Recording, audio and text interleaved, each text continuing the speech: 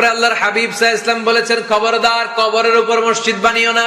কবরস্থান একদিকে, মসজিদ আর একদিকে। কিন্তু বাংলাদেশে মসজিদের সাথে কবর মিলানো আছে না নাই? ছোট্ট একটা মসজিদ, কিন্তু এত বড় বাবার কবর আছে না নাই? না, এগুলো করবেন না আপনি। আগে হবে মসজিদ, পরে কবরস্থান। যেমন মসজিদে নববী হয়েছে আগে, তারপরে বিশ্বনবীর কবর এখানে আছে না নাই? মসজিদে নববী প্রতিষ্ঠিত হয়েছে আগে, পরে বাকি কবরস্থান আছে না নাই? কিন্তু কোন আল্লাহর ওলির কবরস্থানের উপরে যদি মসজিদ বানান, তার উপর লানাত দিয়েছে কে? লাআনা রাসূলুল্লাহ আলাল ইয়াহুদ ওয়ান নাসারা ইত্তাখাযু কুবুর আমবিয়াইহিম মাসাজিদা।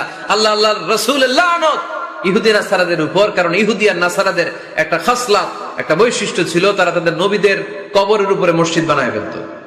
এটা করা যাবে? এজন্য এলাকায় এলাকায় এই ঝামেলা, কবর আর মসজিদ হবে আলাদা। আবার মসজিদের কেবলার দিকে যেন কবরস্থান না হয়, তাহলে শিরক হওয়ার সম্ভাবনা আছে না নাই?